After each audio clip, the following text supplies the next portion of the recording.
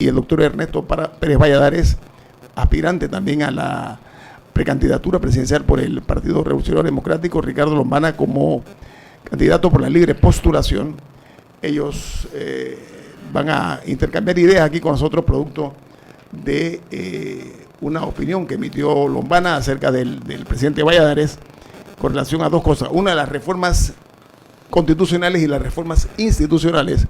Lombana hablaba de que el doctor Pérez Valladares, su posición acerca de la no reelección de los diputados también es un tema, primero que son temas muy vigentes, que yo creo que vale la pena, y lo que se llama el derecho a la réplica. Doctor Pérez Valladares, nosotros vamos hoy a hacerlo porque el periodismo de eso se trata, ¿no?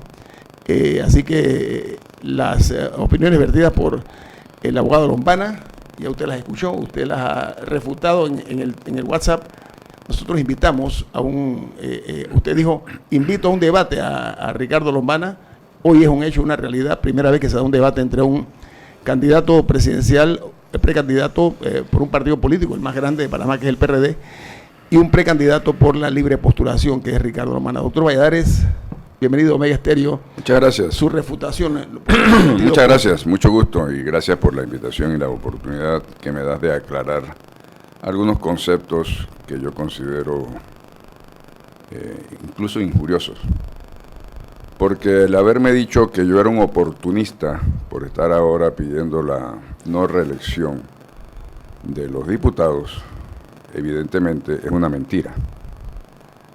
Yo desde el 22 de diciembre del año 2014 empecé a hablar de que si el presidente de la República no se podía reelegir, ¿por qué se iban a poder reelegir de inmediato los diputados? Y que debiéramos buscar un mecanismo mediante el cual se buscara, como en otros países, o la no reelección, o esperar un periodo o 2 periodos para una reelección de diputados. De manera que no es oportunismo. Es una posición que vengo sosteniendo desde hace más de 4 años. Y la sigo sosteniendo. Y luego, usted dijo también que había un video donde yo he cambiado mi posición en cuanto a la constituyente. También es falso. Yo lo que he venido sosteniendo desde ese entonces y desde antes son cambios institucionales. Quizás para usted como abogado la forma es más importante que el fondo, puede ser. A mí lo que me interesa es que nosotros reformulemos las instituciones de este país para evitar casualmente lo que hemos estado viviendo en esa Asamblea de Diputados. Y para eso nosotros estamos pensando en un cambio institucional. Cambio institucional pueden ser reformas, puede ser una nueva constitución, puede ser la forma como la actual constitución permita que se hagan esos cambios institucionales. De manera que usted dijo 2 cosas falsas. Y es por eso que yo le he dicho a usted, vamos a conversar y vamos a debatir, para ver quién tiene la razón de lo que usted dijo y de lo que yo sostengo. Y yo tengo pruebas de lo que digo. Bueno, muchas gracias por invitarme y también escucho de manera respetuosa la posición del expresidente Pérez Valladares. Me parece que, en primer lugar, me gustaría dejar sobre la mesa una realidad política, coyuntural, que se debe tomar en cuenta, pienso yo, y lo que estoy expresando es mi opinión, a la hora de escuchar la opinión del expresidente Pérez Valladares en el programa de hoy. Y es que el otro domingo hay una primaria en la cual el expresidente es uno de los precandidatos y evidentemente todo lo que hoy se diga aquí por parte del expresidente considero que es en función de esa primaria. Dicho eso, me recibo de su respuesta, sin embargo, me parece que no hay contexto o no hay el contexto debido en que se dio la conversación o mi participación en Omega Estéreo. Al preguntarme el señor Adames cuál era mi opinión sobre el anuncio que usted hizo con el señor Navarro, él me preguntó, deme su opinión como analista y luego como precandidato. Y yo cité a lo largo de mis 2 respuestas 3 hechos, porque él me preguntó si yo creía que el expresidente Pérez Valladares tenía la credibilidad para poder sostener un criterio de no reelección, y yo respetuosamente respondí que no. Y la razón por la que respondí que no es porque la credibilidad se construye con hechos y siendo consistente en las opiniones. Y cité 2 intervenciones suyas en medios de comunicación y me reitero. La primera, hace aproximadamente un año, usted colgó en las redes sociales suyas una propuesta de asamblea constituyente en el año 2019 que llevara al país y a la institucionalidad del país a un cambio profundo en distintas materias y que luego de ello llamara inmediatamente a una nueva elección presidencial en el 2020 con las reglas del juego renovadas. Para mí, de allí a proponer la no reelección dentro de un paquete de reformas, como lo anunció usted hace una semana, hay una diferencia sustancial, no solo de forma, sino de fondo. Segundo, en las redes sociales, a mí me ha llegado, mucha gente lo ha visto, tiene miles de comentarios, unas declaraciones que usted dio a varios medios de comunicación, donde usted se le preguntó directamente hace 4 meses qué pensaba de la planilla 080 de los diputados y específicamente se le preguntaba por los diputados del PRD. Y casi que en palabras textuales usted dijo que no culpaba a los diputados por la conducta, por las conductas y el manejo de los fondos de los panameños. Es más, pienso yo que los justificó y basó toda la necesidad de cambio, o basó toda su opinión en la necesidad de cambiar el sistema. Yo puedo entender que esas declaraciones usted las da en un momento en que estaba tratando de lograr el apoyo de los diputados en su carrera hacia la primaria del PRD. Y eso para mí, el anuncio de constituyente hace un año, luego unas declaraciones hace 4 meses en las que justifica a los diputados diciendo que no importa quién sea la persona, igual iba a caer en la práctica. Yo creo que usted ahí generaliza. Y luego en la conferencia de prensa de la semana pasada, usted no generalizó, sino que distinguió a diputados honestos de diputados deshonestos.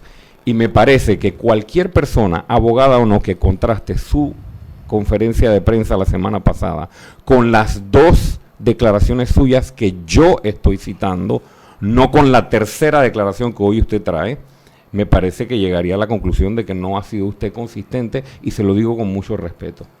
Se equivoca nuevamente. Yo tengo aquí una grabación casualmente de un programa aquí contigo. Infoanálisis, sí. Y déjeme decirle que mis opiniones no tienen absolutamente nada que ver con ninguna primaria de mi partido. Mis opiniones seguirán siendo las mismas, gane o pierda. Yo no estoy en su necesidad de ser candidato. Yo estoy haciendo esto porque creo que es mi responsabilidad. Y es lo que muchísima gente me ha pedido. Quizás, mire, si gano tengo mayor responsabilidad y si pierdo gano yo, porque cumplí con ella. Así es que usted se equivoca a suponer que yo lo que estoy es pensando en el próximo domingo y las primarias. Si tú me permites, Guillermo, aquí hay una recopilación que me gustaría que pudiéramos oír, porque es evidente que el señor Lombana no se acuerda de lo que no le interesa, como por ejemplo del 22 de diciembre del 2014, donde yo hablo de la no reelección de los diputados.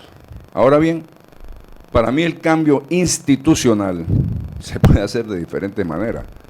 Puede hacerse una constituyente paralela, puede hacerse reformas totales a la Constitución por otro método que establece la actual Constitución. Lo que no puede hacerse, porque no está establecido, es una constituyente originaria, que es quizás lo que usted tiene en mente, pero yo a eso nunca me he referido. Yo me he referido a los cambios institucionales. Y si bien es cierto que he dicho que cualquiera persona que sea diputado va a actuar de la manera que están actuando los actuales, por supuesto que lo he dicho. Por eso estoy casualmente pidiendo un cambio institucional. Porque si usted es diputado y usted se tiene que gastar los dineros que se han gastado ellos, sobre todo en el área metropolitana, para poder llegar a esa curul, usted va a tener el mismo incentivo que tienen ellos de recuperar el dinero gastado y de acopiar dineros para la próxima.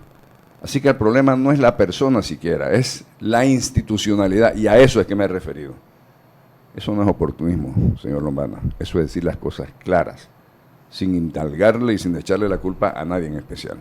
Así que si usted quiere oírlo, yo de todos modos aquí se lo tengo, se lo dejo de regalo, para que lo pueda usar en el futuro como referencia.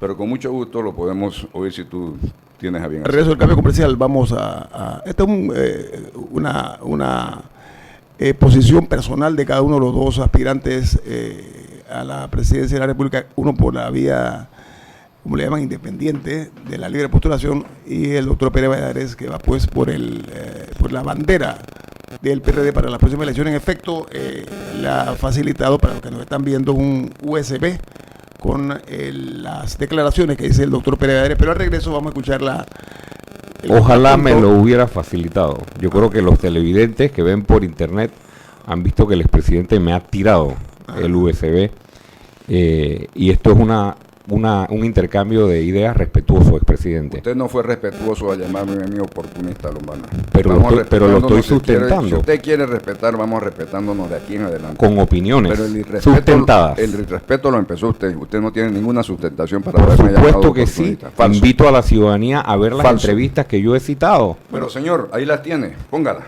Estas son las que usted ha seleccionado. No, esas son las que son. Vamos al corte comercial. Están escuchando Info Análisis, un programa para la gente inteligente. El día 4 de septiembre del año 2018, el abogado Ricardo Lombana estuvo aquí en Infoanálisis, y esto fue lo que él dijo con relación al doctor Ernesto Pérez Valladares. Vamos a escucharlo. Me parece oportunismo, y para poder comprometerse frente a la ciudadanía con algo como eso, tienes que tener credibilidad primero. ¿Y tiene o no tiene credibilidad Pérez Yo Valladares? considero que no. Frente a un compromiso como ese, no. ¿Por qué no lo tiene? Porque es muy fácil decirle a la ciudadanía, vamos a promover la no reelección, y cuando tú comparas eso con una entrevista que dio el presidente Pérez Valladares hace unos meses, que ayer circulaba por las redes, cuando le preguntaban eso mismo frente a las planillas de los diputados, su respuesta era muy distinta a la que escuchamos el día de ayer. Doctor Valladares, eso fue lo que dijo Ricardo Lombana. Sí, eso fue exactamente, ahí está grabado. Y luego viene la primera respuesta, que creo que tiene fecha vamos a ver. Me parece que la fecha de esa primera respuesta es vamos a ver, 22 de diciembre, ahí viene, ¿no? ¿Por qué si el presidente de la República no se puede reelegir inmediatamente, los diputados sí se van a poder reelegir? Yo creo que podemos hacer que la reelección se dé con un periodo de por medio, con 2 periodos de por medio, de manera que ese incentivo al clientelismo lo podamos matar. Lo que está pasando en la Asamblea es verdaderamente vergonzoso. Pienso que tenemos que cambiar la forma como se eligen los propios diputados. No está mal lo que está haciendo la Asamblea, no genera en la población dudas o confirma lo que mucha gente dice desde hace rato, que es que ahí se roba la plata. Robarse la plata es un término muy duro, ¿eh? Se despilfarra, se malusa, por eso es que yo propongo cambios constitucionales. Por eso es que yo digo que independientemente de quién se elija en las actuales circunstancias, van a actuar exactamente igual que los actuales diputados. Entonces, si a un diputado le cuesta $500,000 una campaña en el área metropolitana y gana $5,000 mensuales, ¿usted qué espera? Que a alguien le solucione no solamente lo que gastó, sino sus posibilidades de reelección. ¿Y ese alguien quién es? El Ejecutivo. Entonces, no solamente no debemos echarle la culpa al diputado, es a la institucionalidad. Eso ha creado una indignación popular que o la paramos o vamos a un barranco. ¿Y usted está identificado con esa propuesta de la no reelección? Sí, cómo no. Que hoy día algunos diputados señalan que obedece a la oligarquía y que están buscando desplazar a los pobres para reservar. Yo lo vi. Yo no veo por qué una persona puede hablar de esa manera. Bueno, yo señalo que desde el 2014 yo vengo sosteniendo lo mismo. No ha sido ninguna variación, y más en el 2014 a mí no se me había ocurrido siquiera presentarme a ninguna primaria en mi partido. Pero el problema sigue siendo exactamente el mismo. La institucionalidad produce los resultados que estamos viviendo. Y en eso he sido consistente. De manera que es inaceptable que usted piense que es oportunismo. No es oportunismo, es una posición de fondo que desde el 2014 yo vengo sosteniendo. Y esa era la aclaración que yo creo que era necesaria hacerle al público oyente, que son muchos, y a usted, señor Lombana. Por eso le he regalado un USB que espero que lo acepte. Sí, ya ahora sí lo acepté, gracias. Ahora sí lo acepté. Ya que se le ha dado la oportunidad al expresidente Valladares, yo tengo la entrevista donde él justifica a los diputados por las conductas con la planilla 080, si la puedo compartir. Sí, con mucho gusto, claro.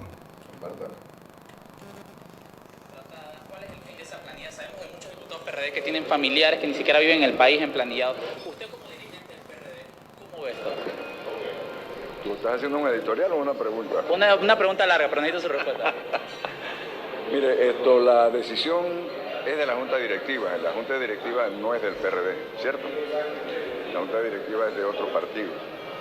Y luego déjeme decirle algo, yo no culpo a ninguno de los diputados por su actuación personal. Yo culpo a la institución y lo que se ha creado en torno a esa institución que produce ese tipo de actuaciones necesariamente. Y déjeme decirle a qué me refiero antes que me haga otra pregunta. Un diputado tiene un sueldo mensual de $7,000. Por 60 meses, ¿cuánto es?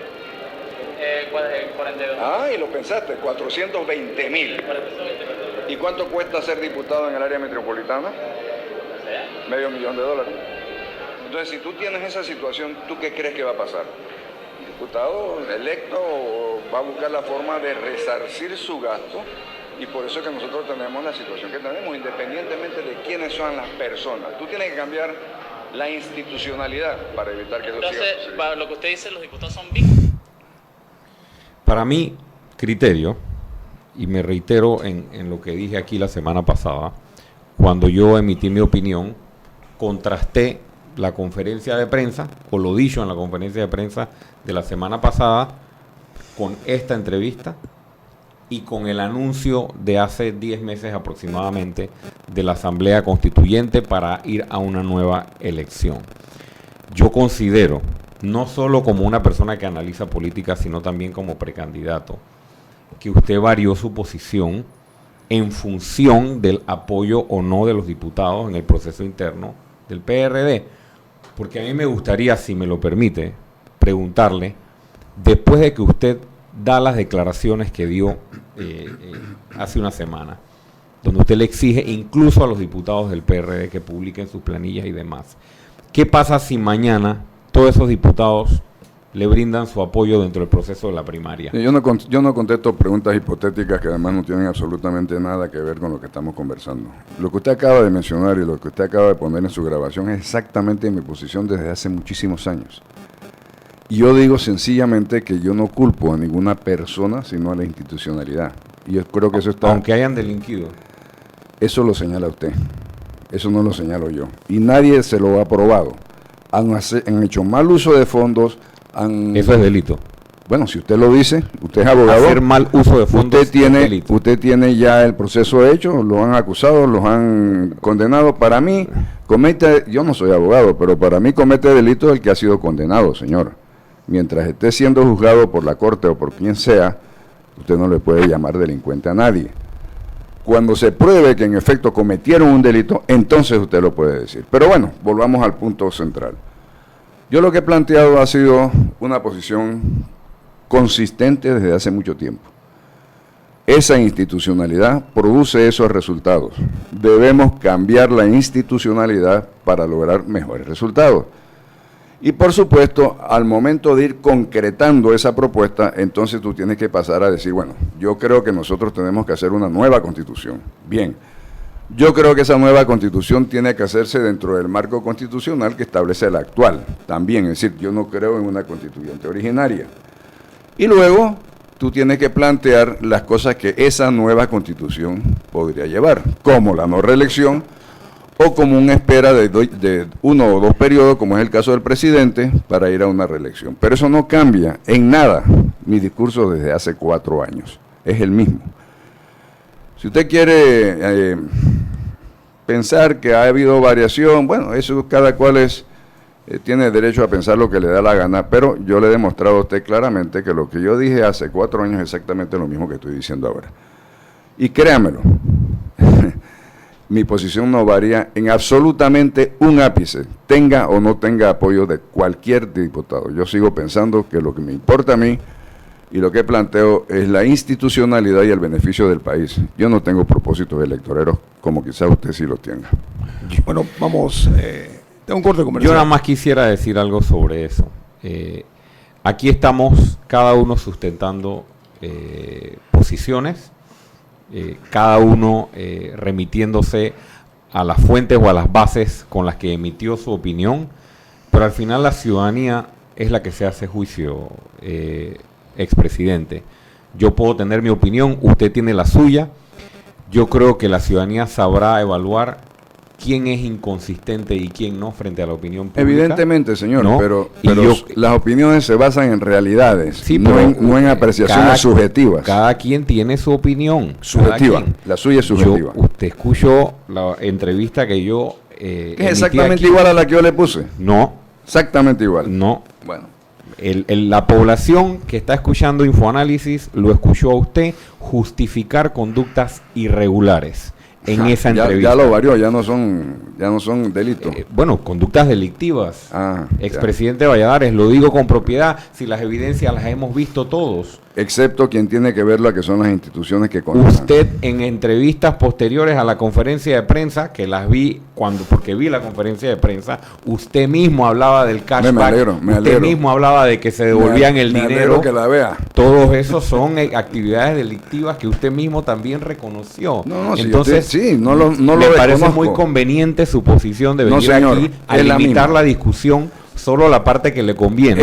No, señor, es la misma posición desde el 2014. Yo tengo un corte comercial. Al regreso, yo también quisiera invitar a escuchar, ambos son aspirantes. Ya dijeron lo que dijeron también. Yo creo que algunas posiciones debemos traer cosas nuevas. También. Bueno, algunas posiciones acerca de puntos de vista que tienen dos precandidatos sobre temas de interés nacional, que estoy seguro que van a ser de interés para la audiencia a nivel nacional que tiene Omega Estéreo.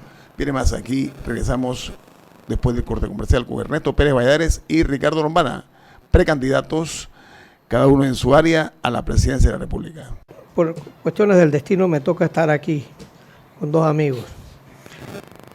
La ley electoral me permitió a mí, siendo miembro fundador del PRD y sin renunciar al PRD, de firmarle el libro de inscripciones a Ricardo Lombana. Entonces tengo autoridad porque estoy con dos amigos aquí. Uno de los candidatos es el doctor Ernesto Pérez Valladares, por quien voté con él en elecciones, lo he conocido, es uno de los líderes de mi partido y candidato. Entonces eso me da un margen de aceptación. Quiero decirle a los dos que yo nunca he ganado una discusión. Nunca la he ganado, ni quiero ganarla. Entonces, estoy claro que más sacamos si debatimos, bueno, si conocemos, de propuesta, si conocemos el pensamiento del doctor Pérez Valladares, porque yo no veo contradicción mayor en los temas que se han dicho aquí. Así que yo los invito a que nosotros escuchemos en positivo qué piensa. Yo haría esta pregunta. Hágala, señor Murgas. ¿Qué no haría usted como presidente de la República, doctor Pérez Valladares? Porque todo el mundo dice lo que va a hacer, pero a veces es comprometedor decir lo que va a hacer porque todos quisiéramos hacer lo mejor para Panamá, pero es muy difícil. Yo prefiero preguntarle a los dos candidatos qué cosas no harían como presidente de la República. Vamos, pues, doctor Pérez Valladares. Bueno, yo lo primero que tengo que decirte con relación a eso es que lo que no haría sería lo que ha venido caracterizando a este gobierno, que es la deshonestidad, que es robar, que es la corrupción. Eso es lo primero que yo no haría. Yo creo que el ejemplo de corrupción y de honestidad o deshonestidad se da de arriba hacia abajo, y lo que estamos viviendo, la corrupción que hay en la fibra no solamente política, sino de la sociedad, es producto de los ejemplos que hemos sufrido durante los últimos 10 años, bueno, 5 más esta. De manera que eso es lo primero que yo no haría. Creo que lo que la sociedad exige son transparencia clara, rendimiento de cuentas claras, justicia igual para todos, que es la otra parte que tampoco haría, sería tener o permitir que haya una justicia selectiva, como la que estamos viviendo, donde solamente a un grupo particular al que se le ha perseguido y al otro se le ha dicho, se le ha visto, están viendo para el otro lado. Así que eso me parece que recoge mi pensamiento global. Por supuesto hay muchas otras cosas que uno no haría, pero lo primero que no haría sería eso. ¿Usted nombraría a mí? Deja que responda Lombana a su punto de vista, Rubén. Gracias. Sí, yo creo que en el fondo hay una realidad política en el país de un sector de la ciudadanía que está reclamando gobiernos que tomen decisiones, o un gobierno que tome decisiones sin responder a intereses económicos o intereses políticos de un grupo, porque siempre se responde a algún interés político, pero que no sea una cúpula de ninguno de los partidos grandes, ni un grupo económico en particular, el que se anteponga a las decisiones que un gobierno tiene que tomar. Entonces la forma de materializar eso o de llevar eso a la realidad siendo gobierno es no comprometiéndote con los dineros privados, en primer lugar, y segundo, no comprometiéndote con ninguna de las cúpulas de los partidos. Hacia allá va mi respuesta a tu pregunta, Rubén. La ciudadanía está exigiendo un gobierno que responda a intereses ciudadanos y no a intereses de los grupos de poder, político y económico principalmente. Y si hay algo que yo no haría, para responder específicamente a lo que preguntaste, es precisamente caer en eso, caer en fórmulas de gobierno o en fórmulas de toma de decisiones que respondan más a los donantes de campaña o a grupos económicos en particular o a grupos o cúpulas de partidos políticos en particular. Creo que la ciudadanía está precisamente exigiendo eso y por eso la necesidad de un gobierno de ciudadanos y de una candidatura de libre postulación. Yo sí preguntaría, ¿qué harían ustedes con relación a un mal ya casi endémico que hay en la sociedad panameña, en desmedro de la sociedad panameña, y es la asignatura pendiente de la Caja de Seguro Social, que se ha ido agravando cada año que pasa, doctor Pérez Valladares?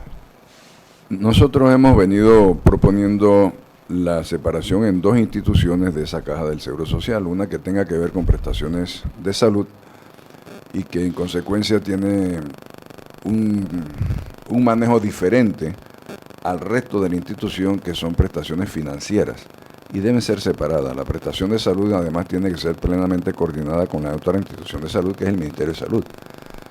Este es un país que no se puede dar el lujo de tener dos instituciones haciendo lo mismo. Y creo que la administración de salud es en consecuencia diferente a la administración financiera. La otra parte del Seguro Social es la administración financiera. Y en eso nosotros pensamos que debe haber especialistas en finanzas que primero logren mejor rendimiento de ese fondo que existe, pero luego que se establezca el mecanismo de transición, porque yo soy de los que piensa que el concepto original de la Caja del Seguro Social, como fue expresado en los años 46, de la suposición de que la base de contribuyentes iba a ir creciendo y la cúpula de pensionados y jubilados iba a irse o estable o creciendo mucho menor, esas suposiciones han sido falsas, es decir, no se han concretado en la historia, porque ha habido cada día menos contribuyentes, lo cual hace difícil el concepto ese de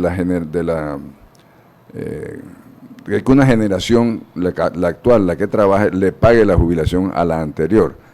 La solidaridad intrageneracional que se le llama. Porque además la punta de arriba de ese triángulo, que son los jubilados y pensionados, ha ido aumentando. La expectativa de vida del 46 al 18 ha cambiado sustancialmente. Entonces la gente, si hay menos contribuyentes y más jubilados y pensionados, obviamente en algún momento eso hará crisis. De manera que hay que ir transicionando hacia un sistema diferente que asegure que los jubilados y las personas que vayan a entrar en el sistema tengan una jubilación decente. En ningún lado que yo conozca del mundo las jubilaciones son exactamente igual al último salario que tú devengas, pero la esperanza y la expectativa es que lo puedas acercar lo más posible, de manera que no haya un cambio tan radical de ingresos cuando te llega la edad de jubilación. Ricardo Lombana. Lo que plantea el expresidente Pérez Valladares definitivamente es una de las formas que se ha sugerido o que se ha propuesto enfrentar el problema de la Caja de Seguro Social. Sin embargo, me gustaría agregarle lo siguiente, y es lo que he venido diciendo desde hace un año como parte de nuestra visión, de nuestra precandidatura y el movimiento Otro Camino Panamá. Ningún precandidato, ni de partido ni independiente, y ningún gobierno, en consecuencia, puede plantearle a la ciudadanía panameña ningún tipo de reforma o de solución a la Caja de Seguro Social si no hay un compromiso real antes de ello. Porque para pedirle sacrificios a la ciudadanía, tienes primero tú como gobierno que asumir sacrificios. o compromisos. Y me refiero a que la Caja de Seguro Social es la entidad con mayor cantidad de nombramientos políticos en el engranaje gubernamental. Entonces, si la solución es en términos de eficiencia, si la solución es en términos de partir la institución en dos, si hay que ver o analizar el tema actuarial en términos de edad de jubilación o de cuota, toda esa discusión es válida. Pero los miles de nombramientos de carácter político, de carácter clientelista, que hay en esa institución, que repito, es la que mayor cantidad de nombramientos políticos acumula, tiene que ser una decisión y un compromiso previo a presentarle al país cualquier tipo de solución. Uno, eso. Y dos, cerrar la llave de la corrupción dentro de la institución. Lo que quiero decir es que no puedes presentarle a la ciudadanía la discusión tan sensitiva que va a implicar sacrificios de soluciones a la Caja de Seguro Social si antes no le presentas a la ciudadanía compromisos reales con ellos de que estás dispuesto a sacar, uno, la política partidista de la institución más importante de la República de Panamá, y dos, a cerrar la llave de la corrupción, que pasa por reconfigurar o hacer una reforma que, entre otras cosas, replantee la composición de la Junta Directiva de la Caja del Seguro Social, así como las medidas de rendición de cuentas de dichos directores. Un minuto cada uno. Doctor Valladares, abogado Lombana, no conocemos, ni ustedes, ni nosotros, ni nadie conoce la realidad financiera de la Caja de Seguro Social. No hay información. ¿Qué harían ustedes así al respecto? Bueno, yo creo que sí hay información no formal, quizás, ¿no? Sí, pero no formalmente. Todo el mundo supone, y en efecto es así. Por ejemplo, el año pasado entiendo que hubo un superávit. Hay un programa que es el deficitario, que es el invalidez, vejez y muerte, el IBM. Y a ese programa el año pasado los aportes fueron mayores que los egresos. Pero la curva se va a cambiar, es decir, eventualmente en los próximos años habrá más egresos que ingresos. Y en consecuencia se tendrá que empezar a usar las reservas que existen para pagar a los jubilados y pensionados. Claro, un estudio actuarial formal, público, entendible, sería lo correcto y lo necesario para tomar decisiones. Estudios actuariales. Sí, estuvimos en un foro hace unos días que hizo la Cámara de Comercio con varias personas experimentadas en la materia y le presentaron a la ciudadanía precisamente cifras estimadas, que aunque no se conozcan los estados financieros o no se tengan los estados auditados, sí hay una idea de por dónde va la salud financiera de la Caja del Seguro Social o la enfermedad financiera de la Caja del Seguro Social. Y me parece injustificable que hayan pasado tantos años sin que la Junta Directiva o esta institución nos hayan entregado a todos los panameños el estado a las cuentas hasta el último cero de, repito, la institución más importante del país. Voy al corte comercial. Están escuchando Infoanálisis. Nuestros invitados, el expresidente Ernesto Pérez Valladares y el candidato por la libre postulación Ricardo Lombana. Viene más aquí en Infoanálisis, un programa para la gente pensante, así como usted.